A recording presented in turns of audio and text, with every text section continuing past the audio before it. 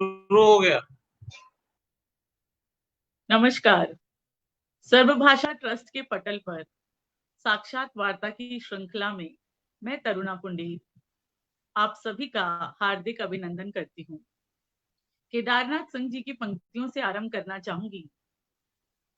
किसी अलक्षित सूर्य को देता हुआ अर्घ्य शताब्दियों से इसी तरह गंगा के जल में अपनी एक टांग पर खड़ा है यह शहर, अपनी दूसरी टांग से बिल्कुल बेखबर।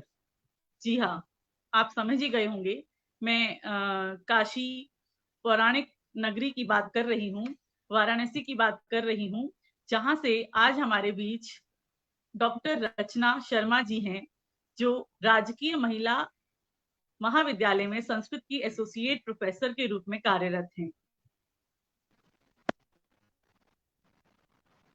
रचना जी, आपका नमस्कार। हार्दिक स्वागत है। नमस्कार, आपका हार्दिक स्वागत है। रचना जी, आपकी अब तक 5 पुस्तकें आ चुकी हैं और जिनमें 3 काव्य संग्रह हैं। लगभग 30 शोध पत्र प्रकाशित हो चुके हैं।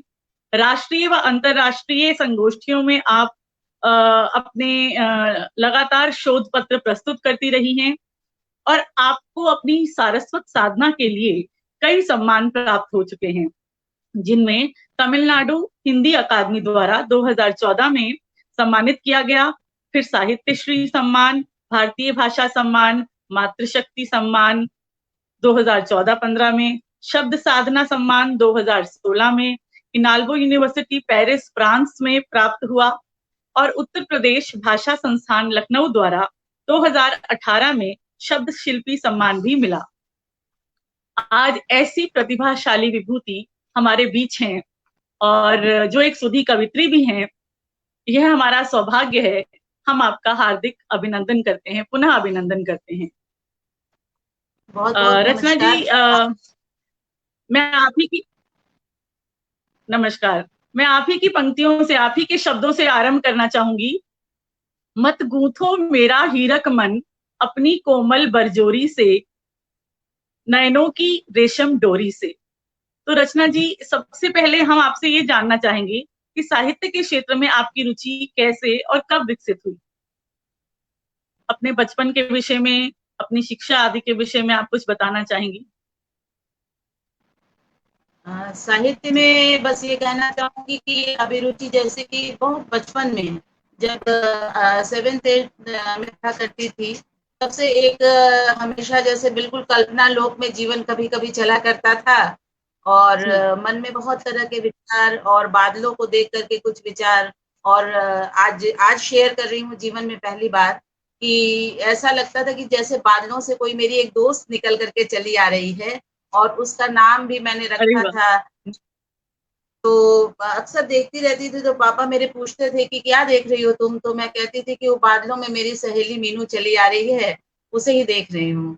तो ये कल्पना लोग मेरे ख्याल से बहुत बचपन से साथ अरे वाह! चला आया।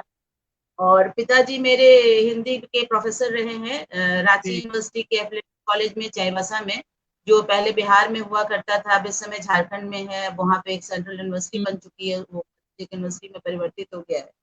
तो वहाँ हिंदी के प्रोफेसर थे, इसलिए शिक्षा वगैरह घर में मिली। माँ बहुत साहित्यिक अभिरुचि की थी और हमेशा जो है कहानियां, नॉवेल, कविताएं पढ़ती रहती थी। तो वो जो किताबें अपने ले लाती थी उनको हम भी पढ़ लिया करते थे। और इस तरह, और वो बहुत जी, प्रेरित करती थी कि लिखा करो। और संगीत में भी उनकी बहुत अभिरुचि थी, तो संगीत सीखने के प्रति भी प्रेरित करती थी। तो एक वातावरण घर में मिला बचपन जी, से। आपने शिक्षा के विषय में जी, पूछा, तो शिक्षा महामना पंडित मदन मोहन मालवीय जी की कर्मभूमि काशी हिंदू विश्वविद्यालय से सारी शिक्षा पूरी की मैंने। और जी। बनारस में बड़ा बाबा विश्वनाथ की बड़ी कृपा रही कि यहाँ पर जन्म और यहाँ पर शिक्षा का मौका मिला। और बस पता नहीं कैसे जीवन उनकी ही कृपा से चल रहा है, सब और जहाँ भी जा रही हूँ बस उनकी कृपा है। जी, बहुत खूब, बहुत बढ़िया। तो आपकी अगर पहली रचना आपको याद हो कोई, तो आप सुनाना चाहें? आपकी कोई पहली रचना, जो आपने जीवन जी, में पहली बार लिखी थी? जी, ज़रूर सुनाती हूँ। होता ये है कि जो भी लेखक होता है, कवि होता हो, वो जितना भी कुछ लिखता है, लेकिन जो पहला उसने लिखा वो उसको याद रहता है, याद ज्यादातर रहता है, ऐसा होता बिल्कुल। है। जी तो जी वो है जी हाँ, मैं आपके साथ शेयर करना चाहूंगी, दर्शकों के साथ भी। आरंभ कर रही हूँ रचना। जी, स्वागत। टूटे ही मैं हम्म। जोड़ने का प्रयास करती हूँ टूटी दीवारों को। टूटे घर में बैठी मैं जोड़ने का प्रयास करती हूँ टूटी दीवारों को। ढूंढती हूँ ईंटों को, जोड़ती हूँ पर पड़ी रह जाती हैं दरारें, क्योंकि हर ईंट अलग साइज। टूटे घर में बैठी मैं जोड़ने का बहुत ही सुंदर, प्रयास बहुत करती ही। टूटी दीवारों को। ढूंढती हूँ ईंटों को, जोड़ती हूँ पर पड़ी रह जाती हैं दरारें, क्योंकि हर ईंट अलग साइज की है। दरारों में से झांकती आंखें, दरारों में से झांकती आंखें आंकती हैं मुझको, ढूंढती हैं उस बिंदु को जिसका विस्तार कर सके। दरारों में से झांकती आंखें आंकती हैं मुझको, ढूंढती हैं उस बिंदु को जिसका विस्तार कर सके। हवा का कोमल स्पर्श भी भयभीत कर देता है मुझे। हवा का कोमल स्पर्श भी भयभीत कर देता है मुझे, क्योंकि पुनः ढह जाती है कच्ची मिट्टी से जोड़ी गई दीवार। जिल्द रहित पुस्तक के पृष्ठों की तरह बिखर जाता है मेरा संसार। फिर भी बार बार प्रयास करती हूँ उसे जोड़ने, फिर भी बार बार प्रयास करती हूँ बहुत उसे जोड़ने कि कोई मेरे घर को खंडहर न कह सके, कि कोई मेरे घर को खंडहर न कह सके। और बहुत सुंदर इस पहली कविता है, और मेरे ख्याल से बहुत ही इसमें मतलब भाव जो है बहुत गहरे हैं, बहुत गंभीर भाव हैं। तो बहुत ही बढ़िया, बहुत सुंदर जी। और इसके साथ ही आप कुछ। मतलब ये इस कविता के आने के 1-2 दिन बाद ही, और जिस समय हम उस उम्र के दौर से गुजर रहे थे, तो समाज में बहुत हम्म। विसंगतियां थी। अब समाज पहले से बहुत बेहतर हो गया है, बदल गया है। तो एक जो दूसरी रचना उभरी, जी। वो भी समाज को लेकर के आई कि उसके शब्द कुछ इस तरह से थे। मैं जब अपने चतुर्दिक देखती हूँ, शराफत का मुखौटा लगाए अनगिनत घिनौने कापुरुष।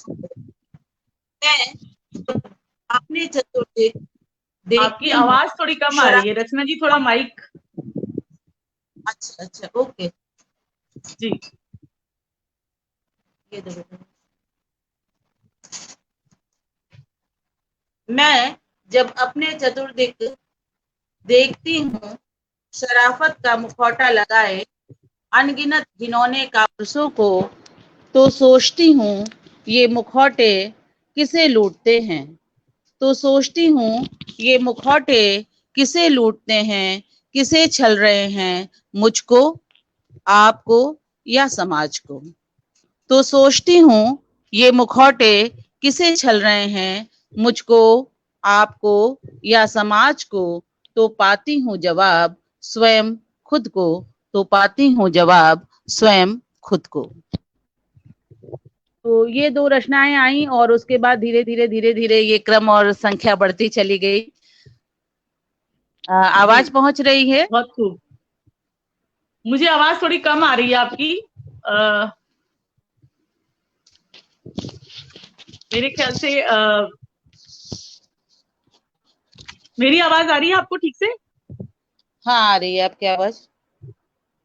अच्छा, तो आगे बढ़ते हैं। खैर, आप राष्ट्रीय और अंतर्राष्ट्रीय संगोष्ठियों में भी अनुभव रखती हैं, तो इनमें आप सबसे अच्छा संस्मरण कौन सा मानती हैं अपना? कोई ऐसा संस्मरण सुनाइए, हम जानना चाहेंगे। जी, मुझे पूरे भारत को देखने का बड़ा शौक था, और अक्सर सोचा करती थी अच्छा। कि ये कैसे पूरा होगा। पर इन अंतर्राष्ट्रीय और राष्ट्रीय संगोष्ठियों ने इसे पूरा होने का एक अवसर भी दिया, और कई ऐसे अनुभव हैं जो मैं याद रखती हूँ, इन संगोष्ठियों से मुझे मिले हैं। उनमें से एक दो मैं आपके साथ साझा करती हूँ। एक तो पेरिस में एनाल्को यूनिवर्सिटी में जी। सेमिनार था, और हम लोग 2016 की बात है, वहां गए हुए थे। और हमारी कोशिश ये हुई कि जब हमको जिस होटल में रुकने की व्यवस्था थी, हम जब वहां रुके, तो हमने वहाँ कोशिश की कि किसी से कुछ बात करना रहता तो अनायास ही इंग्लिश जो है बोलना शुरू कर देते थे, लेकिन उधर से जवाब हिंदी में मिलता था। तो बड़ा आश्चर्यजनक लगता था कि लोग हिंदी को इतना जो है इतना फैल चुकी है। तो ये जब पहली बार हुआ तो लोग अच्छा चलो कोई हिंदी जानता होगा, उसने बोल दिया, जवाब दे दिया। फिर दूसरे जगह जाना हुआ जहाँ भोजन इत्यादि की दूसरे दिन व्यवस्था थी। वहां पर भी पहुंचने के बाद जब मैंने बातचीत के लिए इंग्लिश भाषा का प्रयोग आरंभ किया तो वहां से भी सारे जवाब हिंदी में मिलना शुरू हुए। तो मैंने पूछा कि ये किस मंजिल पर ये कमरा है, इंग्लिश में मैंने पूछा तो उसने कमरा ऊपर है। तो ये जो हिंदी वहां से निकल करके आई, इससे ये लगा कि जो ये हिंदी के लिए संघर्ष की बात हो रही है, ये जो चीजें हो रही हैं, लेकिन हिंदी अपने हाथ पांव पसारती चली जा रही है देश और विदेश में, और विदेशों में बड़ी प्यारी है, लोग इसे सीख रहे हैं, बोल रहे हैं, और भारत आने की बड़ी उत्सुकता रहती है। तो ये पेरिस का ये अनुभव नहीं भूलती हूँ, और वहां जाकर के पता चला कि हाँ हिंदी कितना विस्तार पा चुकी है।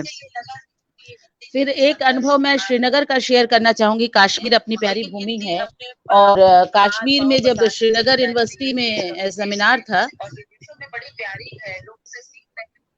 तो वहां पर मैंने देखा कि इतना सौंदर्य है, इतना खूबसूरत है श्रीनगर, हो सकता है आपका भी जाना हुआ हो, कि वहां जाके लगा कि आहा, यहाँ तो रहने वाला कोई भी कालिदास हो सकता है। वो जो इतने ऊंचे ऊंचे वृक्ष और बर्फ से ढकी हुई चोटियां, उन्होंने शायद कालिदास को कालिदास बना दिया, ये एहसास हुआ। बेंगलोर में एक सेमिनार में थी, बहुत कम उम्र थी उस समय मेरी, मैंने तुरंत ज्वाइन ही किया था और पास आउट करके, और वहां पे पहुंची तो मैंने देखा कि बहुत बड़े बड़े विद्वान हैं। तो मन पहली बार था सहमा थोड़ा सा कि कैसे प्रेजेंटेशन करूंगी, क्या होगा, लेकिन जब मैं प्रेजेंटेशन के बाद उतरी तो जो एप्रिसिएशन मिला और जो प्यार मिला अपने से बड़ों का, वहां पर कुछ ऐसे विद्वान मिले जिसमें से मैं कुछ लोगों का नाम भी लेना चाहूंगी। प्रोफेसर दीनबंधु पांडे सर थे, वो तब से जो जुड़े, कभी भी ये भाव नहीं देखा कि एक छोटी बच्ची के साथ जुड़ रहे हैं तो जुड़ना चाहिए कि नहीं, हम बड़े हैं, विद्वान हैं, क्या होगा, उससे बात करना चाहिए, कोई ईगो नहीं, कोई बात नहीं। तो वहां जाकर के एक विनम्र भाव जो विद्वानों में होता है, ये देखने को मिला। तो ऐसे तमाम अनुभव हैं जो संगोष्ठियों से जुड़े हुए हैं, उनमें से मैंने ये आपको 3 बातें शेयर की। और मुझे, जैसा सब लोग कहते हैं कि बाजारवाद के कारण हिंदी का विस्तार हो रहा है, लेकिन चाहे जिस कारण से हो रहा है, पर हिंदी अब बहुत विस्तार पा चुकी है।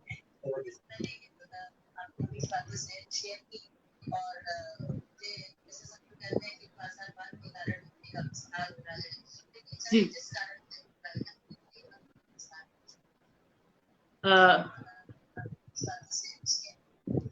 रचना जी, आवाज आ रही है आपको मेरी?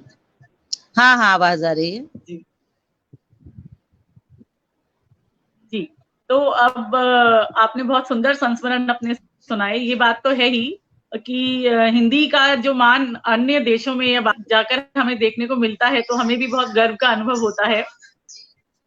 संस्कृत, अब मैं आपसे अगला प्रश्न करना चाहूंगी कि संस्कृत को हिंदी की जननी कहा जाता है, तो राष्ट्रीय और वैश्विक पटल पर उसका आप क्या भविष्य देखती हैं? क्योंकि आप संस्कृत की असिस्टेंट प्रोफेसर हैं, तो जाहिर सी बात है कि संस्कृत आपके और अधिक करीब होगा विषय। उसका क्या भविष्य देखती हैं आप वैश्विक पटल पर और अपने राष्ट्रीय स्तर पर? देखिए, संस्कृत जो है, आपने जैसा कहा कि संस्कृत सभी भाषाओं की जननी है, तो ये सच है, क्योंकि ये जो भारतीय भाषा परिवार है, उससे निकलने वाली समस्त आर्य भाषाओं की जननी संस्कृत रही है। जैसे कि हिंदी, मराठी, नेपाली, मैथिली, कोंकणी, अवधी, ब्रज, भोजपुरी, राजस्थानी, बंगाली, कश्मीरी, असमिया, उड़िया, गुजराती, पंजाबी, ये सारी भाषाएं जो है भारतीय भाषा परिवार की भाषाओं के अंतर्गत आती हैं, और इन सब का उद्गम जो है संस्कृत से है। संस्कृत के बहुतायत शब्द इनमें मिल जाएंगे, और हम देखते हैं कि अंग्रेजी में भी जो मदर शब्द और ब्रदर शब्द, इस तरह के और अनेक शब्द हैं जो आए हैं, वो संस्कृत के ही मातृ शब्द से और पितृ शब्द से इनका उद्गम रहा है। तो संस्कृत एक ऐसी भाषा है कि आप संस्कृत को संस्कृत के रूप में भले न बोल रहे हों, लेकिन संस्कृत हर आदमी बोल रहा है। संस्कृत के बहुतायत शब्दों को हर आदमी अपनी भाषा में बड़ी सहजता से प्रयोग कर रहा है, बस वो जान नहीं रहा है। एक थोड़ा सा भय कुछ लोगों के मन में संस्कृत को लेकर के बैठ गया है कि बहुत जटिल भाषा है, इसलिए लोग थोड़ा सीखना नहीं चाहते हैं, आना नहीं चाहते हैं इसके बाद। लेकिन इसके शब्दों के साथ दूसरे शब्दों की तुलना करते हुए अगर एक सूची निकाली जाए तो आप देखेंगे कि बहुत सारे संस्कृत के शब्द आप यूं ही जान रहे हैं, हम सब जान रहे हैं। हो सकता है सड़क पे चलने वाला एक बौद्धिक व्यक्ति ना हो, कोई छोटा कामकाजी व्यक्ति, वो भी बहुत से शब्दों का प्रयोग कर रहा है। तो संस्कृत तो बहुत अनंत विस्तार पा ही चुकी है, क्योंकि सभी भाषाओं के अंदर इसकी पैठ है। दूसरी चीज है कि एक परफेक्ट लैंग्वेज है संस्कृत, जिसमें कि हम कह सकते हैं कि आप सीधा बोलिए या जैसे भी सेंटेंस बनाइए, अर्थ बिल्कुल सुरक्षित रहता है। थोड़ा सीखने की कोशिश करनी होती है, अर्थ और तरीका समझना होता है। जिसमें छोटा सा उदाहरण आपको दे रही हूँ, बहुत मामूली उदाहरण मैंने उठाया है, अहम गृहम गच्छामि। और इसी को अगर हम कहते हैं कि गच्छामि गृहम अहम, तो भी दोनों ही स्थिति में वाक्य पूरी तरह से परिवर्तित हो जाने के बाद भी अर्थ समान बना रहता है। तो यह सरलता, यह वैज्ञानिकता, यह परफेक्शन जो संस्कृत में है वो नहीं है। और जैसा कि आपने कहा कि वैश्विक पटल पर इसके क्या भविष्य की मैं कल्पना करती हूँ, तो मैं ये जानती हूँ कि भविष्य बहुत उज्जवल है संस्कृत का, क्योंकि हमारी जो युवा पीढ़ी है वो अब इसे सीखने का बहुत प्रयास कर रही है। और वो चाहती है कि जैसे हमें अंग्रेजी आए, जैसे हमें हिंदी आए, जैसे हमें फ्रेंच लैंग्वेज आए, जैसे हमें जर्मन लैंग्वेज आए, वैसे हमें संस्कृत भी एक लैंग्वेज के रूप में आए। और तो इसको सीखने में जबान में भी एक लचीलापन आता है, एक उच्चारण की भी शुद्धता डेवलप होती है। और जैसा कि अब वैज्ञानिक शोधों के द्वारा भी पता चल रहा है, पहले भी कहा गया है, थोड़ा मानने में लोग संकोच करते थे, लेकिन वैज्ञानिक बात ये भी है कि इससे मस्तिष्क पर भी बहुत अच्छा प्रभाव पड़ता है, इससे स्मृति शक्ति भी बढ़ती है, उच्चारण बढ़ता है, बहुत सारे इसके अनेकानेक लाभ हैं। तो इस भाषा का भविष्य आगे अच्छा है। हमने देखा है कि सरकार भी बहुत कुछ अभी कर रही है, स्टूडेंट्स भी बहुत तेजी से बढ़ रहे हैं, उनकी संख्या बढ़ रही है। और इस लिटरेचर में जो कुछ है वो कहीं और मिलना थोड़ा मुश्किल है।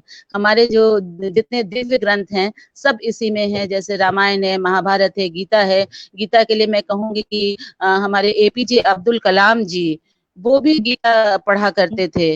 महात्मा गांधी वो गीता पढ़ते थे और गीता से इतना प्रभावित थे कि उनका कहना था कि जब भी मुझे जीवन में कोई समस्या आती है तो मैं फिर से गीता पढ़ता हूँ और मुझे उस समस्या का समाधान मिल जाता है।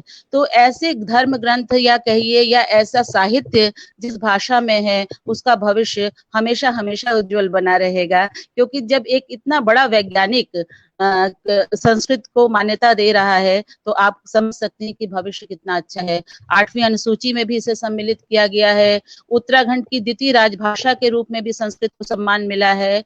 आकाशवाणी और दूरदर्शन से संस्कृत के समाचार भी प्रसारित हो रहे हैं।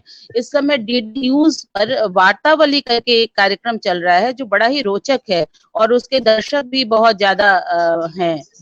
तो और अभी एक परंपरा नहीं चली है, हिंदी चलचित्र गीतों के अनुवाद की परंपरा चली है और बड़े सुंदर और सहज अनुवाद हो रहे हैं। तो जहां तक मैं समझती हूँ इस भाषा का भविष्य बड़ा उन्नत और उज्जवल है और ये बना रहेगा, क्योंकि ऐसी पैठ है इस भाषा की कि इसमें सारी चीजें हैं और उनको छोड़ करके भारतीय संस्कृति की कल्पना नहीं की जा सकती है। इसलिए संस्कृत का भविष्य बिल्कुल उज्जवल है, इसमें कोई संदेह का अवकाश नहीं है।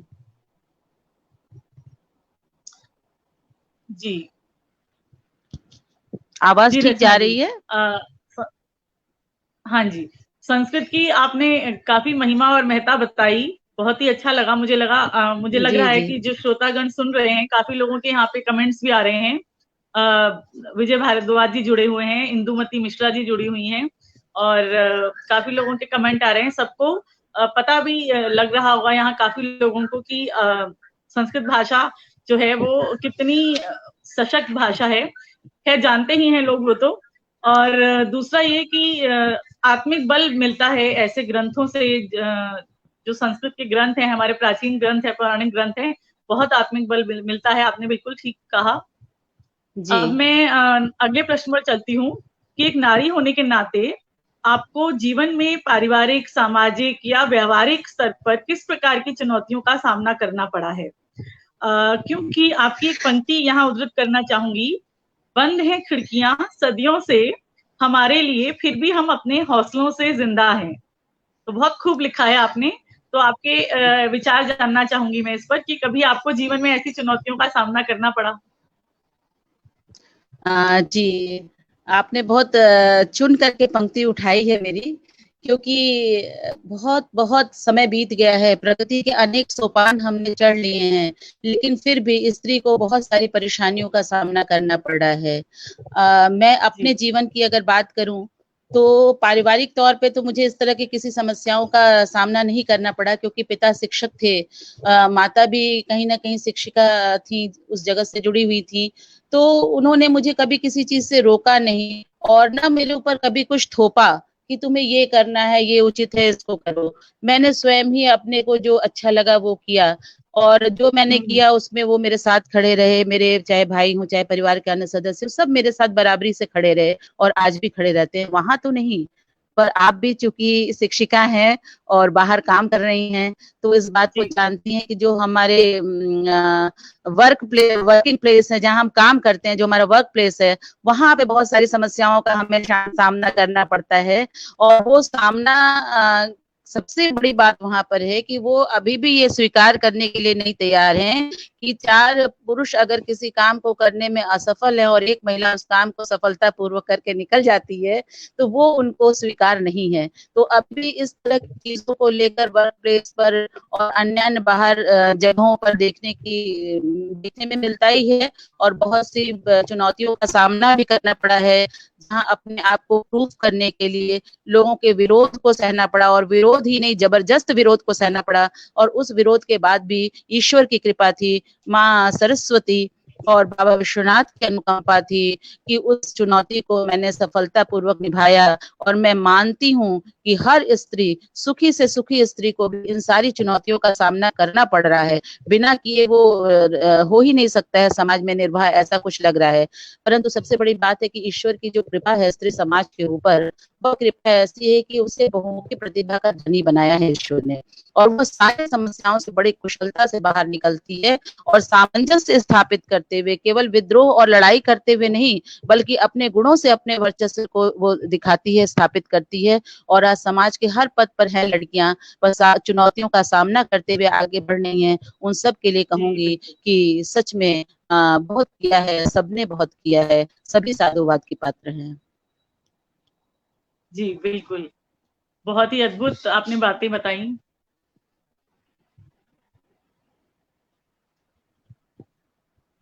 जी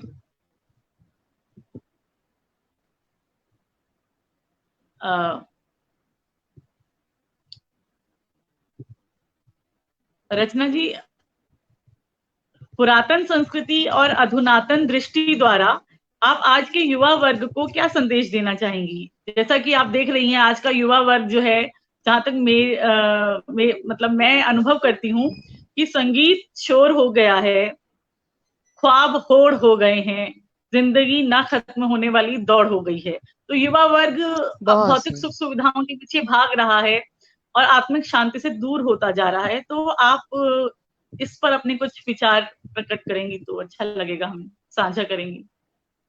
जी जी, सचमुच युवा पीढ़ी को एक ये तो नहीं कहूंगी कि बहुत बड़े दिशा निर्देशन की जरूरत है, लेकिन थोड़ी सी साज सवार की जरूरत उनको है, क्योंकि उनकी परवरिश अब जिस वातावरण में हो रही है, ज्यादातर माँ बाप का ये प्रयास रहता है कि अपने बच्चों के जीवन में किसी प्रकार का कोई अभाव वो ना आने दें। तो ऐसी स्थिति में उनको किसी भी तरह की समस्याओं का सामना करना और उन समस्याओं से कैसे बाहर निकलना है, इन सब से वो दूर होते चले जा रहे हैं। मैंने जो अपनी ये पुस्तक की पुरातन संस्कृति अधुनातन दृष्टि, इसका विशेष जो है मेरा उद्देश्य ये था कि वैदिक संस्कृत साहित्य में, पौराणिक साहित्य में और संस्कृत संस्कृति से जुड़ी हुई जितनी महत्वपूर्ण बातें हैं, जिनको हमारे युवा पीढ़ी को अगर जानना हो तो बड़े बड़े ग्रंथों को उठाना पड़ेगा, तब उनको पढ़ना पड़ेगा, फिर वो जान पाएंगे। इतना न तो उनके पास वक्त है और न उनको इतना ज्ञान है, न हो सकता है कि इतनी अभिरुचि हो, क्योंकि कभी कभी हम बहुत मोटे ग्रंथों को देख करके बहुत दूर से उससे किनारा खींच लेते हैं। तो ऐसे में सहज रूप से इस वैदिक संस्कृति, सभ्यता, भारतीय संस्कृति और सभ्यता की बातें उनके समक्ष रखी जा सके, जिससे कि उनका मार्गदर्शन हो सके, वे अपने जीवन में कुछ चांद लगा सके। इस उद्देश्य से मैंने इस पुरातन संस्कृति अधुनातन दृष्टि नामक अपने इस निबंध संग्रह का प्रकाशन कराया। इनमें कुछ निबंधों को मैंने संग्रहित किया और इन्हें मैंने कुछ निबंधों को शोध परक रखा है और कुछ जो एकदम ललित निबंध की तरह हैं, जिनको आदमी एक सिटिंग में पढ़ जाए और बहुत सी महत्वपूर्ण बातें उसे समझ में आए। संस्कृत सूक्ति मुक्ता है बहुत सा, जो सूक्ति मुक्ता आपके जीवन में हमेशा काम आ सकता है। आप बहुत सारी बातों को करते हुए, आप बहुत से मुहावरे, छोटे छोटे श्लोक, ये अगर आपको आते हैं, आप अपनी पर्सनैलिटी को डेवलप कर सकते हैं। तो इन सब भावों के साथ इस पुस्तक को मैंने रखने का प्रयास किया है और मुझे लगता है कि थोड़ा सा पाठ्यक्रम में संशोधन करके एक पेपर ऐसा छोटा सा रखना चाहिए। हालांकि बहुत जगह नैतिक शिक्षा और इस तरह से चीजें चल रही हैं, और एक पेपर ऐसा होना चाहिए जिसमें भारतीय संस्कृति के विषय में महत्वपूर्ण जो बातें हैं उन बातों को रखा जाना चाहिए। जी जी, बहुत अच्छा लगा आपके विचार जानकर। रचना जी, आगे बढ़ते हैं, वार्ता को आगे बढ़ाते हैं। और अब मैं जानना चाहूंगी कि आपकी प्रिय रचना कौन सी है, आपकी प्रिय रचना और आपका प्रिय रचनाकार, अगर आप उनके बारे में कुछ बताना चाहें तो। जी। ये हिंदी साहित्य जगत की अगर मैं बात करूं तो निराला जी का नाम, महादेवी वर्मा का नाम और नीरज जी का नाम मैं विशेष रूप से लेना चाहूंगी, जिन्होंने मुझे ज्यादा प्रभावित किया। ये तो जयशंकर प्रसाद भी हैं, भारतेंदु जी हैं, सब काशी से हैं, लेकिन मुझे जो ज्यादा इफेक्ट जिन लोगों ने डाला, जैसे निराला की राम की शक्ति पूजा, तोड़ती पत्थर और भिक्षुक, ये ऐसी रचनाएं मुझे लगती हैं जो बहुत ज्यादा संवेदनशील, कवि के संवेदनशील होने की ओर संकेत करती हैं। और निराला जो थे वो स्वाभिमान के कवि थे, आत्म गौरव उनकी रचनाओं में मिलता है, एक विद्रोह भी दिखाई देता है, नवीन को स्वीकार करने के लिए तैयार से दिखलाई पड़ते हैं, और उनके शिल्प में जो है अनंत कोमलता भी हमें दिखलाई पड़ती है। मतलब कि नवीनता की स्वीकृति के बाद भी, विद्रोह के झनकार के बाद भी शिल्प में कोमलता है। तो निराला से बहुत प्रभावित हूँ, और उनकी भिक्षुक की जो वो पंक्तियां हैं, अभिमन्यु जैसे हो सकोगे तुम, तुम्हारे दुख में अपने हृदय में खींच लूंगा, ये सब बहुत बड़ी बात है। 2 पंक्तियों में बड़ी बात कह देना ही कविता है। ऐसे ही महादेवी वर्मा की भी जो कहानी है, छोटी सी है, गिल्लू, उसने मुझे अपने बचपन में बहुत प्रभावित किया। मैंने सोचा कि एक कल्पना और एक संवेदना कैसी हो सकती है कि गिलहरी के प्रति भी मनुष्य कितना संवेदनशील हो सकता है। नीरज जी के भी बहुत सारे गीत हैं जो पल पल याद रहते हैं। वो तो कुछ तो आपके चलचित्र जगत में आ चुके हैं, सभी लोग जानते हैं। उसके अलावा भी बहुत से एक गीत मैं उनका बताना चाहूंगी, उनकी कुछ पंक्तियां हैं, हो भैया पानी दो गुड़धानी दो, जलती है धरती पानी दो, तपती है धरती पानी दो, हो मेरे भैया हो चलचित्र जगत में आ चुके हैं सभी। तो इस तरह से बहुत सारी रचनाएं हैं और अन्य अन्यान भी कवि हैं जिनको पढ़ा है, लेकिन इन लोगों ने मुझे विशेष रूप से प्रभावित किया है। पानी दो गुड़धानी दो, तपती है धरती पानी दो, हो मेरे भैया हो चलचित्र जगत में आ चुके हैं सभी।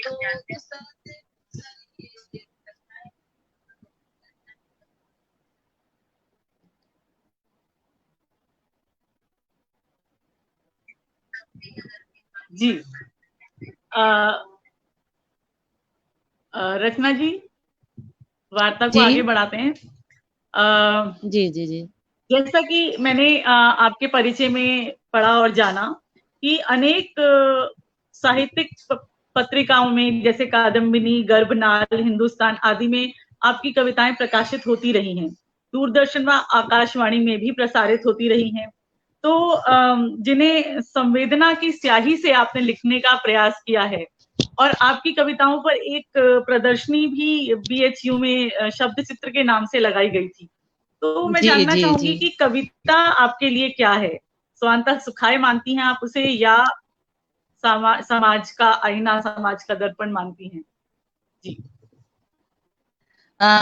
कविता मेरे लिए जीवन की संजीवनी है। मुझे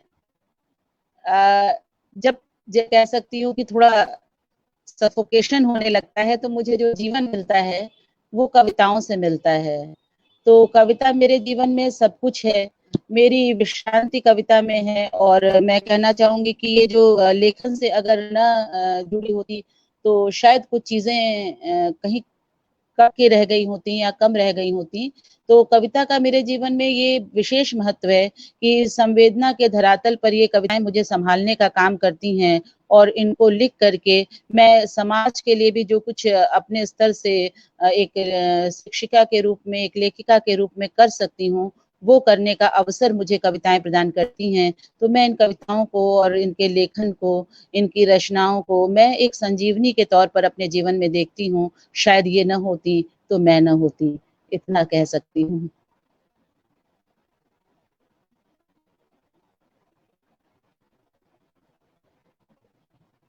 के रूप में कर सकती हूँ, वो करने का अवसर मुझे कविताएं प्रदान करती हैं। तो मैं कविताओं को और इनके लेखन को, इनकी रचनाओं को मैं एक संजीवनी के तौर पर अपने जीवन में देखती हूँ। शायद ये न होती तो मैं न होती, इतना कह। रचना जी, आगे बढ़ते हैं। अब मैं जानना चाहूंगी कि आपकी अपनी सबसे प्रिय रचना जो आपके मन के बहुत करीब हो, वह सुनाइए। किसी कवि से ये कहना तरुणा जी की आपकी सबसे प्रिय रचना कौन है, और उसके लिए ये सेलेक्ट करना दोनों बहुत मुश्किल काम है। क्योंकि जैसे माँ को अपने सभी बच्चे प्रिय होते हैं, अभिभावक को अपने सभी बच्चे प्रिय होते हैं, किसी भी कवि को सारी रचनाएं प्रिय होती हैं, और सभी कलाकार को अपनी सारी रचनाएं प्रिय होती हैं। फिर भी मैं कुछ आपके सामने रखूंगी कुछ रचनाओं को। और अभी इसके पहले आपने एक जिक्र किया, मेरी एक प्रदर्शनी लगी थी काशी हिंदू विश्वविद्यालय के फाइन आर्ट्स डिपार्टमेंट में शब्द चित्र नाम से, जिसमें जो है मेरी कविताओं पर 40 कविताओं पर 40 पेंटिंग बनी थी, और वो अद्भुत था वह कार्य। मैं ये कहना चाहूंगी कि उसको देखने वालों की संख्या बहुत थी, 2,500 लोगों ने उसे देखा। 3 दिन तक वो प्रदर्शनी चली, और सबसे बड़ी बात ये थी कि जिन लोगों को आमंत्रित किया गया था वो तो आए ही। बहुत से लोग ऐसे जिन्होंने अखबारों में पहले दिन की खबर को पढ़ा, तो दूसरे दिन नए नए लोग आए देखने के लिए, और उनमें से बहुत अच्छे मित्र बन गए। तो ऐसा ये एक नया प्रयोग था। बहुत बार ऐसा हुआ है कि कविताओं के साथ चित्रों को संयोजित किया गया है, लेकिन अभी मेरे पास प्रस्तुत करने के लिए तो नहीं है। शायद हम लोगों ने पहले बात की होती तो मैं एक दो उसमें के चित्र उपस्थित करती यहाँ पे। वो अद्भुत चित्र बनाए गए थे कि एक एक कविता, और वो कविताएं मेरा एक संग्रह है, नींद के हिस्से में कुछ रात भी आने दो, और ये संग्रह का शीर्षक है। और इस कविता की अंतिम अगली पंक्ति है, नींद के हिस्से में कुछ रात भी आने दो, सपनों अब मुझे सो जाने दो। तो इस संग्रह में छोटी छोटी रचनाएं हैं। इस संग्रह की 2-4 रचनाएं मैं आपके सामने रखूंगी। इसी संग्रह की एक रचना को भी आपने प्रस्तुत भी किया था हमारे सामने। एक रचना इसमें की है, आज हर ईमानदार का चेहरा उदास है, और हर बेईमान की हैं बाछें खिली हुई। ये दो लाइन की, 4-4 लाइन की छोटी छोटी कविताएं थी इस संग्रह में, और जो अपना अद्भुत असर छोड़ती थी, जैसा कि पाठकों का कहना था। एक इसी की अगली लाइन दे रही हूँ आपको, आज खामोशी के साथ एक नई शुरुआत है। आज खामोशी के साथ एक नई शुरुआत है, परछाइयां साथ न छोड़ें, बस इतनी ख्वाहिश है। परछाइयां साथ न छोड़ें, बस इतनी ख्वाहिश है। छोटी कविताएं थी इस संग्रह में, और जो अपना अद्भुत असर छोड़ती थी, जैसा कि पाठकों का कहना था। और एक और रचना भी आपके सामने मैं रख रही हूँ, आइए आज वेदना पर हंसा जाए। एक मुक्तक है, आइए आज वेदना पर हंसा जाए, जिंदगी को नए ढंग से जिया जाए। मुक्त आकाश में तो सभी उड़ना चाहते हैं, आइए बंद कमरों में सिसकियां भरी जाएं। आइए बंद कमरों में सिसकियां भरी जाएं। आइए बहुत बंद बहुत कमरों सुंदर, में बहुत सिसकियां सुंदर। भरी जाएं। एक और मुक्तक रखूंगी आपके सामने। कहाँ खो जाता है भीड़ में इंसान का चेहरा, कहाँ खो जाता है भीड़ में इंसान का चेहरा। हर उम्मीद, हर अरमान का चेहरा। मुझे मत दो सहारा जब भी लड़ खड़ा हूं मैं। संभल कर चलना मुझे खुद ही सीखना होगा। संभल कर चलना मुझे खुद ही सीखना होगा। संभल कर चलना मुझे खुद ही सीखना होगा। बहुत और बढ़िया। ये तो ये तो छोटी छोटी रचनाएं थी, और एक कुछ रचनाएं अपने दूसरे संग्रह से आपको दे रही हूँ। नींद के हिस्से में नदी अब मौन है, नदी अब मौन है से कुछ रचनाएं आपके सामने जी रख रही हूँ, और कुछ अन्य रचनाएं भी। जी, स्वागत। कविता का शीर्षक, जी, कविता का शीर्षक है नहीं सोच पाए हम। नहीं सोच पाए हम, यह कविता का शीर्षक है। मुट्ठी भर चावल की ही तो बात थी, जी, स्वागत है। गौरैया को इससे ज्यादा नहीं चाहिए होता। मुट्ठी भर चावल की ही तो बात थी, गौरैया को से ज्यादा नहीं चाहिए होता। किसी टूटे हुए बर्तन में जो आपके उपयोग लायक नहीं रहा, उसमें रखा थोड़ा सा जल। मुट्ठी भर चावल की ही तो बात जी थी, गौरैया को इससे ज्यादा जी, नहीं चाहिए होता। किसी टूटे हुए बर्तन में जो आपके उपयोग लायक नहीं रहा, बस उसमें रखा थोड़ा सा जल। बस इतना ही चाहिए था उन्हें जो हम नहीं दे पाए। बस इतना ही चाहिए था उन्हें जो हम नहीं दे पाए। कूड़े के ढेर पर फेंक आए रोटी के टुकड़े, भात की हांडी पर मुट्ठी भर चावल, पका हुआ भात, सूखी रोटी, किसी को जीवन दे सकते हैं नहीं सोच पाए हम। कूड़े के ढेर पर फेंक आए रोटी के टुकड़े, भात की हांडी पर मुट्ठी भर चावल, पका हुआ भात, सूखी रोटी, किसी को जीवन दे सकते हैं नहीं सोच पाए हम। धीरे धीरे अदृश्य होते गए हम पर आश्रित जीव। धीरे धीरे अदृश्य होते गए हम पर आश्रित जीव। हम करते रह गए सभ्य होने की यात्रा। हम करते रह गए सभ्य होने की यात्रा। मेहमान के आने का संदेश देते कौवे, चहचहाती आंगन की गौरैया, कूकती कोयल, पहले प्यार की पहली चिट्ठी लाने वाला कबूतर, कुछ भी नहीं बचा पाए हम। करते रह गए सभ्य होने की यात्रा। करते रह गए सभ्य होने की यात्रा। मेहमान के आने का बहुत संदेश देते बहुत बढ़िया। कौवे, चहचहाती आंगन की गौरैया, कूकती कोयल, पहले प्यार की पहली चिट्ठी लाने वाला कबूतर, कुछ भी नहीं बचा पाए हम। करते रह गए सभ्य होने की यात्रा। हिंदी और अंग्रेजी के बड़े बड़े शब्द नहीं जानती थी हम सबकी दादी।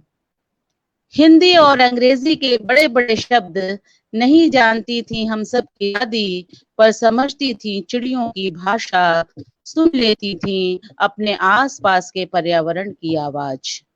सुन लेती थी अपने आसपास के पर्यावरण की आवाज। तब भरा भरा रहता था घर हमारे पाठशाला जाने के बाद भी। तब भरा भरा रहता था घर हमारे पाठशाला जाने के बाद भी। चिड़ियों का कलरव, कौए की आवाज, कबूतरों के पंख की फड़फड़ाहट, आंगन में गिलहरियों की दौड़ भाग दादी और माँ को कभी अकेला नहीं होने देते थे। दादी और माँ को कभी अकेला नहीं होने देते थे। सच नहीं सोच पाए हम जीवन की बात, करते रह गए सभ्य होने की यात्रा। सच नहीं सोच पाए हम जीवन की बात, करते रह गए सभ्य होने की यात्रा। करते रह गए सभ्य होने की यात्रा। बहुत अगली बढ़िया। कविता मैं, जी धन्यवाद। अगली कविता मैं आपको दे रही हूँ जिसका शीर्षक है बहुत समर्थ को मार्मिक। नहीं दोष गोसाई। और एक मिनट, मुझे एक्चुअली थोड़ी आवाज आपकी कम आ रही है, तो मैं सोच रही हूँ कि मैं जी हेडफोन जी लगा जी, लेती हूँ। जी। ठीक है ठीक है। तो हाँ जी। तो अभी जैसे आपने अपनी पंक्तियों में चिंता जताई है कि एक मुट्ठी चावल भी नहीं है मनुष्य के पास चिड़िया को, गौरैया को देने के लिए। तो उस परिप्रेक्ष्य में मैं आपसे जानना चाहूंगी कि आज जो वर्तमान स्थिति है, पर्यावरण की चिंताजनक वर्तमान स्थिति है, उस पर आप अपने कुछ विचार रखिए, क्योंकि आपने तो पूरा एक संग्रह नदी अब मौन है, नदी अब मौन है जो आपने लिखा है अपना पूरा संग्रह जी, तो उसी के मतलब संदर्भ में जी, उसमें कुछ पर्यावरण से जुड़ी हुई कविताएं हैं, कुछ स्त्री समाज से जुड़ी हुई कविताएं हैं, और मैं देख रही हूँ कि पर्यावरण को हम लोगों ने अपनी सामी संस्कृति की जो हमारे अंदर प्रवृत्ति आ गई है, सामी संस्कृति यानी एक भोगवादी प्रवृत्ति, जो कुछ है जितना है सब हमें मिल जाए, दूसरा कुछ भी हासिल ना कर पाए, इस तरह के भाव के साथ जो हमारे अंदर एक विकास हुआ है, उस विकास ने हमें कहीं ना कहीं जो है पूरे पर्यावरण को दूषित करने की आदत हमारे अंदर डाली है, और हम अपनी जरूरत से ज्यादा पानी का जो प्रयास कर रहे हैं, इससे हमने पूरे वातावरण को नष्ट कर दिया है। जी बिल्कुल ठीक कह रहे हैं आप। जी, इस संग्रह से मैं कुछ एक दो रचनाएं आपके सामने और रखना चाहूंगी, और कुछ संग्रह से कुछ संग्रह से अलग है जी, और जिसमें कुछ इसी तरह की चिंताएं हैं। एक रचना है जिसका शीर्षक है समृत को नहीं दोष गुसाई। नन्ही चिड़िया के पंख नोचकर, आए दिन समाज में घट रही स्त्रियों के ऊपर जो अत्याचार है, घटनाएं हैं, उन पर ये रचना है। नहीं, नन्ही चिड़िया के पंख नोचकर फेंक देता है कोई बहेलिया, नन्हे चिड़िया के पंख नोचकर फेंक देता है कोई बहेलिया, इतिहास में नहीं दर्ज होता है उसका कोई अपराध। नन्ही चिड़िया के पंख नोचकर फेंक देता है कोई बहेलिया, इतिहास में नहीं दर्ज होता है उसका कोई अपराध। साथ का वादा तोड़ नोच कर युवतियों के सपने चले जाते हैं शान से ऊंचे ऊंचे लोग, वक्त गाता है समृत को नहीं दोष गुसाई। साथ का वादा तोड़ नोच कर युवतियों के सपने चले जाते हैं शान से ऊंचे ऊंचे लोग, वक्त गाता है समृत को नहीं दोष गुसाई। मनमाना तैरने डूबने और उतराने के बाद, मनमाना तैरने डूबने और उतराने के बाद गंदे हाथ धो कहते हैं ऊंचे लोग, नदी का पानी अब आचमन के योग्य नहीं रहा। मनमाना तैरने डूबने, पीड़ा है, बहुत दर्द है। हाँ जी जी, मनमाना तैरने डूबने और उतराने के बाद गंदे हाथ धो कहते हैं ऊंचे लोग, नदी का पानी आचमन के योग्य नहीं रहा, वक्त गाता है समृत को नहीं दोष गुसाई। अपराध बार बार उस असमर्थ का होता है, अपराध बार बार उस असमर्थ का होता है जो छोटी आंखों में सजाता है बड़े सपने। अपराध बार बार उस असमर्थ का होता है जो छोटी आंखों में सजाता है बड़े सपने। बार बार टूटती है कमर विश्वास की, समय मुस्कुराते हुए गाता है समृत को नहीं दोष गुसाई, समृत को नहीं दोष गुसाई, समृत को नहीं दोष गुसाई। और जी धन्यवाद। नदी अब मौन है की चर्चा भी आपने की, तो एक घटना वहां से उठा रही हूँ, और नदी के विषय में बात यहाँ है, और आप इसको स्त्री का प्रतीक भी समझ सकती हैं और नदी के लिए भी समझ सकते हैं। नदी अब मौन है अनंत विस्तार के लिए, नदी अब मौन है अनंत विस्तार के लिए, या दुनिया से चले जाने के लिए कोई नहीं जानता। नदी अब मौन है अनंत विस्तार के लिए, या दुनिया से चले जाने के लिए कोई नहीं जानता। गंगा का जाना दुनिया से अच्छाई का चला जाना है, गंगा का जाना दुनिया से अच्छाई का चला जाना है। जल जीवनामृत है, जल जीवनामृत है, उसने ही मुझे जीवन दिया है, यह जानता हुआ भी मनुष्य न उसके प्रति ईमानदार रहा, न उदार न सम्मान ही दे पाया, छक कर करता रहा बस अपनी स्वार्थ सिद्धि। उसने ही मुझे जीवन दिया है, यह जानता हुआ भी मनुष्य न उसके प्रति ईमानदार रहा, न उदार, न सम्मान ही दे पाया, छक कर करता रहा बस अपनी स्वार्थ सिद्धि। कभी प्यासा होने पर जल पिया, कभी हाथ की कालिक धोई, कभी बांध बना व्यापार के रास्ते बनाए।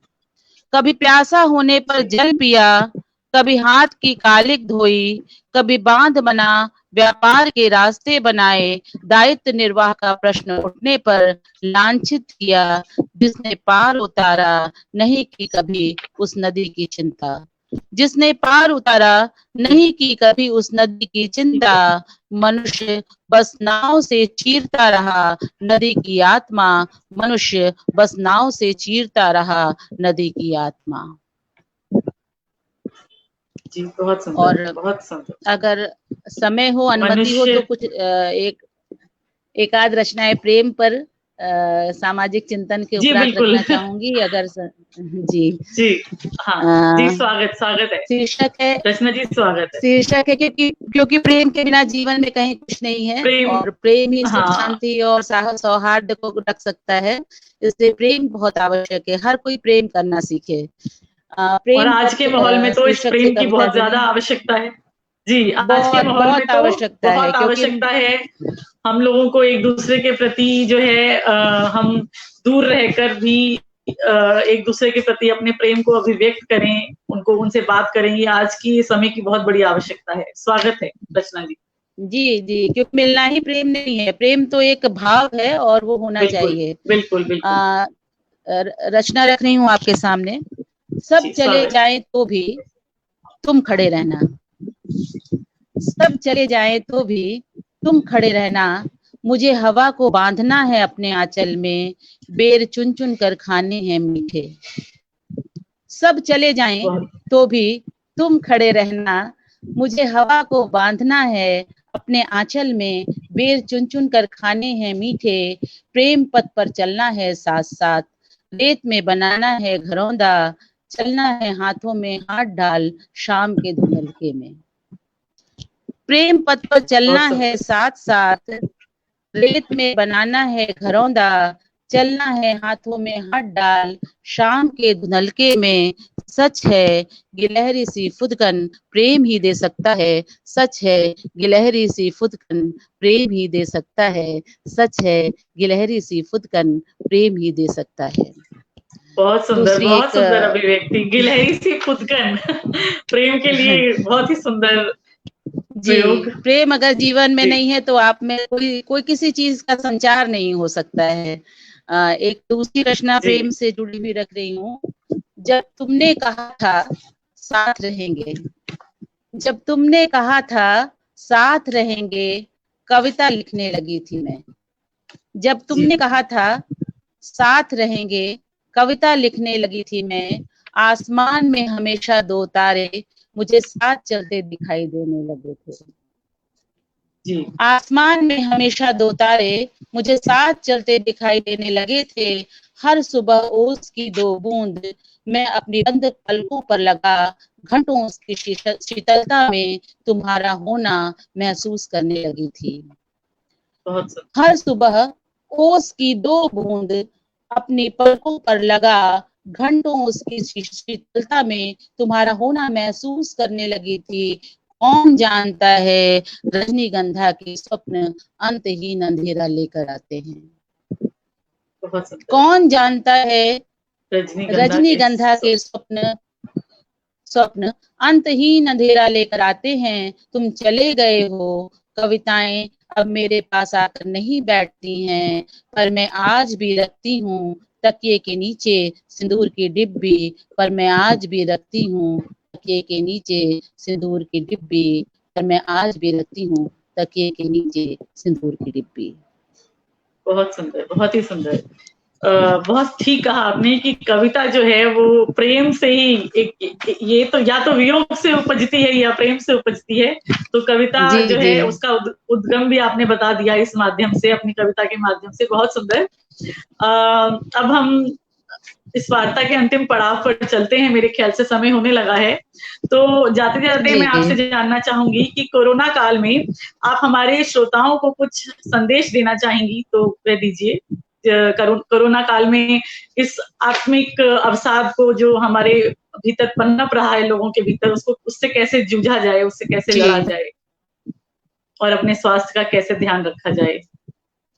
जी जी जी, इस पर तो मैं इतना ही कहना चाहूंगी कि इस कोरोना काल में जो हम घरों में कैद हो गए हैं और अब तो आंशिक लॉकडाउन खत्म भी हो गया है, तो इस समय हमारा जो सबसे ज्यादा साथ दे सकता है वो हमारी सृजनात्मक क्षमता हमारा साथ दे सकती है, हमारा आत्मबल हमें साथ दे सकता है, जो हमें डिप्रेशन में जाने से रुकेगा, जो हमें क्रियाशील, क्योंकि व्यक्ति जो है वो एक गतिशील प्राणी है, अगर उसमें गति नहीं है, उसके अंदर उसकी कोई कार्य व्यापार उसका नहीं चल रहा है, तो धीरे धीरे उसके अंदर एक उदासीनता आने लगती है।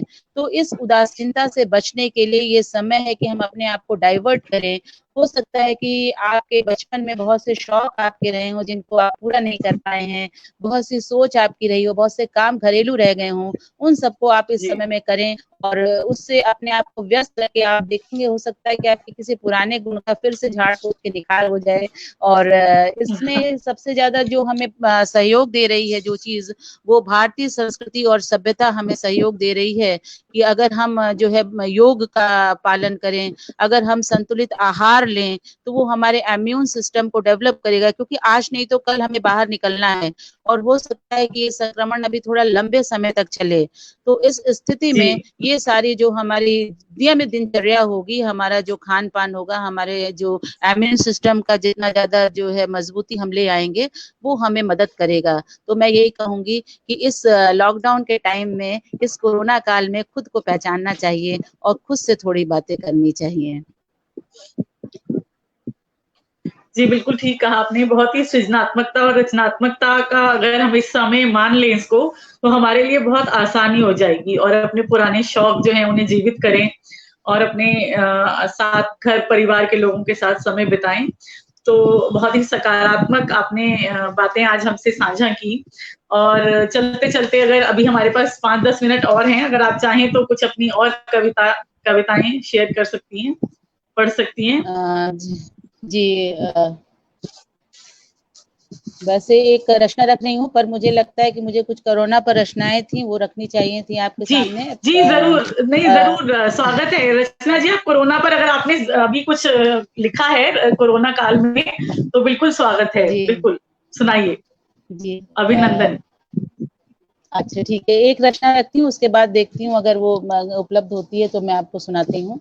एक रचना है, जैसे हर आदमी सोचता है सुबह आँख खुलते ही गर्मा गर्म चाय मिल जाए, जैसे हर आदमी सोचता है सुबह आँख खुलते ही गर्मा गर्म चाय मिल जाए, वैसे ही मैं सोचती हूँ तुमसे बात हो जाए, वैसे ही मैं सोचती हूँ तुमसे बात हो जाए। मेरे दिन का शुभ अशुभ सुबह सुबह तुम्हारी आवाज के सुनने और न सुनने से तय होता है।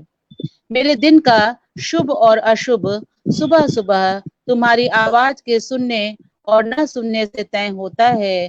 सुबह सुबह एक कप चाय, जिम और एक मुट्ठी चना चाहते हो तुम। सुबह सुबह एक कप चाय, जिम और एक मुट्ठी चना चाहते हो तुम। काश सुबह सवेरे मेरी आवाज तुम्हारी जरूरत हो जाती। काश सुबह सवेरे मेरी आवाज तुम्हारी जरूरत हो जाती, जिंदगी गुलमोहर हो जाती, जिंदगी गुलमोहर हो जाती। और बहुत सुंदर, बहुत ही सुंदर। और इसके बाद जो है मैं एक कोरोना पर जो आपने कहा, तो एक रचना रख रही हूँ आपके सामने। जी, चाय के लिए मैंने भी कुछ पंक्तियां लिखी हैं। तो जी, तो चाय तो वैसे ही रिश्तों का आधार है, पति पत्नी के बीच प्यार है तो नहीं आप, मैंने हाँ जी वही मैं कह रही थी कि चाय तो रिश्तों का आधार है और पति पत्नी के बीच प्यार है, तो बहुत अच्छी बात कही आपने। हाँ जी, अब आप कोरोना के ऊपर कुछ सुनाना चाहेंगी तो स्वागत है। जी जी जी, इसका शीर्षक मैंने रखा है गुनगुनाना है गीत। बहुत दिनों बाद खुद में लौटी हूँ, बहुत दिनों बाद खुद में लौटी हूँ, कर लिया है खुद को क्वारंटीन। बहुत दिनों बाद खुद में लौटी हूँ, कर लिया है खुद को क्वारंटीन। नहीं नहीं मुझे कोरोना नहीं है, नहीं नहीं मुझे कोरोना नहीं है, बस रहना है कुछ दिन खुद के साथ। नहीं नहीं मुझे कोरोना नहीं है, बस रहना है कुछ दिन खुद के साथ। झाड़ पोंछ कर निकालनी है अपनी वह पुरानी तस्वीर, झाड़ पोंछ कर निकालनी है अपनी वह पुरानी तस्वीर, जो दब गई है कहीं जीवन की आपाधापी में, जो दब गई है कहीं जीवन की आपाधापी में। अभ्यास करना है मुस्कुराने का, अभ्यास करना है मुस्कुराने का, और अपनी मुस्कान को मिलाना है अपनी बचपन की तस्वीर में कैद मुस्कान के साथ। अभ्यास करना है मुस्कुराने का, और अपनी मुस्कान को मिलाना है अपने बचपन की तस्वीर में कैद मुस्कान के साथ। खोजनी है पुरानी डायरी, निकालने हैं उसमें से दोस्तों के पते, खोजनी है पुरानी डायरी, निकालने हैं उसमें से पुराने दोस्तों के पते। लिखना चाहती हूँ उन्हें ढेर सारे खत, लिखना चाहती हूँ उन्हें ढेर सारे खत। उल्लसित आंखों से उत्तर की प्रतीक्षा में फिर एक बार डाकिये का इंतजार करती खड़ी रहना चाहती हूँ बरामदे में। फिर एक बार डाकिये का इंतजार करती खड़ी रहना चाहती हूँ बरामदे में। मुझे माँ के संदूक से निकालनी है गीतों वाली कॉपी, मुझे माँ के संदूक से निकालनी है गीतों वाली कॉपी। गुनगुनाना है उसमें लिखे गीत जिसे वे अक्सर गाया करती थीं, जैसे बनो तेरी अखियां सुरमेदानी, बनो तेरा टीका लाख कारे, बनो तेरी बिंदी है हजारी, बनो तेरी अखियां सुरमेदानी। इन सब के बीच अपनी संस्कृति की सौंधी गंध पाने के लिए सहेजना है माँ की उस पवित्र चूंदड़ी का स्पर्श, ओढ़ती थी जिसे वह पूजते समय गनगौर। इन सब के बीच अपनी संस्कृति की सौंधी गंध पाने के लिए सहेजना है माँ की उस पवित्र चूंदड़ी का स्पर्श, जिसे ओढ़ती थी वह पूजते समय गनगौर। सोचा है इस बार इन सब को अपने अंदर सहेज कर खुद को हमेशा रखूंगी लॉकडाउन में। सोचा है इस बार इन सब को अपने अंदर सहेज कर खुद को हमेशा रखूंगी लॉकडाउन में। नहीं आना है मुझे अब संवेदनाओं और सपनों को संक्रमित कर समाप्त कर देने वाले किसी वायरस के संपर्क में। नहीं आना है अब मुझे संवेदनाओं और सपनों को संक्रमित कर समाप्त कर देने वाले किसी वायरस के संपर्क में। मुझे तो गुनगुनाने हैं मानवता को पोषित करते प्रेम गीत, मुझे तो गुनगुनाने हैं मानवता को प्रेषित करते प्रेम गीत, मुझे तो गुनगुनाने हैं मानवता को प्रेषित करते प्रेम गीत। बहुत ही सुंदर, बहुत सुंदर और बहुत सकारात्मक रचना जी की। और रचना जी का बहुत बहुत धन्यवाद कि आज उन्होंने हमारे साथ समय निकाला और अपने जीवन के इतने सुंदर खट्टे मीठे अनुभव साझा किए और अद्भुत कविताएं सुनाई, बहुत ही मार्मिक कविताएं सुनाई। तो मैं आपका हार्दिक धन्यवाद व्यक्त करती हूँ और चलते चलते इस वार्ता का समापन करती हूँ इसी सकारात्मकता के साथ कि रात जी रचना जी कुछ कहना?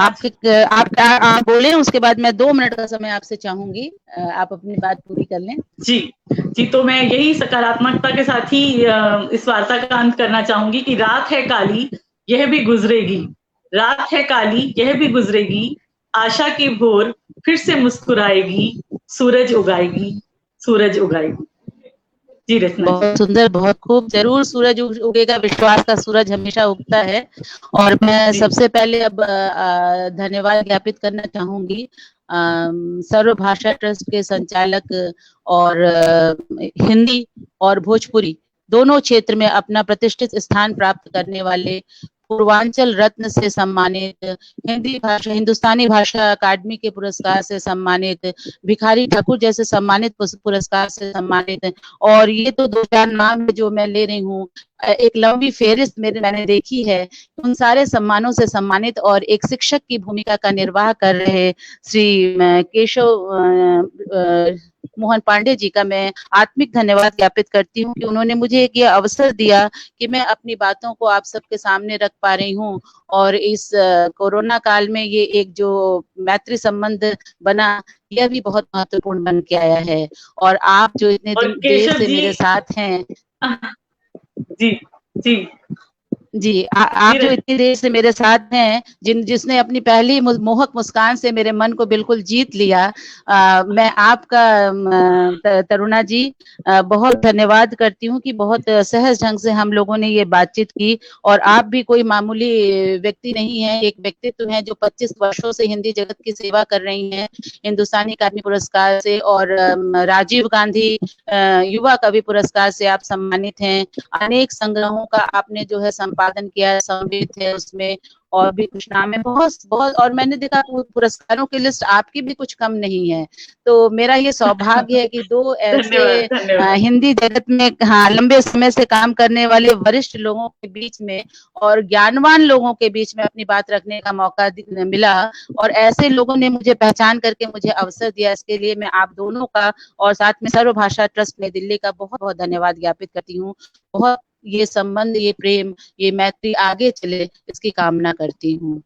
जी, आप कुछ कह रही थी? जी, हाँ, मैं यही कह रही थी कि केशव जी तो जो है वो लगातार हमारे साथ जुड़े हुए हैं और उन्हीं के मतलब संचालन में, उन्हीं के मार्गदर्शन में हम ये कार्यक्रम सफलतापूर्वक संपन्न कर पाए हैं।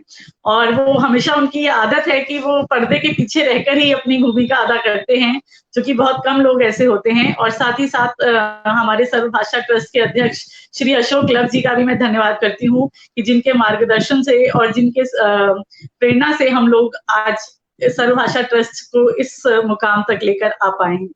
बहुत बहुत धन्यवाद जी आपका। सबसे बड़ी बात है कि केशव जी जो भूमिका निभा रहे हैं पीछे से, ये बहुत बड़े दिल वाला व्यक्ति कर सकता है, क्योंकि हर व्यक्ति सामने से अपनी पहचान चाहता है। और जैसे रंगमंच, जी, बहुत कम लोग होते हैं इतने बड़े हृदय के।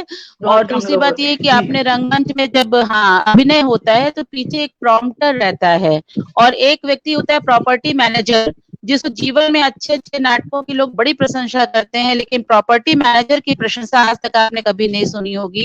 बहुत से लोग तो इस नाम तक को नहीं जानते। लेकिन अगर ठीक जैसे पर्दा गिरता है और प्रॉपर्टी मैनेजर सारे सामानों को ठीक से न रख दे तो अगले नाटक के अगले अंक का मंचन ठीक से नहीं हो सकता है। प्रॉम्प्टर अगर तैयार न रहे तो भी मंचन ठीक से नहीं हो सकता है। पर इन सबों की महत्वपूर्ण भूमिका को लोग जानते तक नहीं है। तो ये सब बड़े लोग होते हैं जो पीछे से काम करते हैं। मैं पुनः पुनः नमन करती हूँ, प्रणाम करती हूँ केशव जी को और उनका साधुवाद करती हूँ। आपको भी बहुत बहुत धन्यवाद देती हूँ। बहुत बहुत धन्यवाद।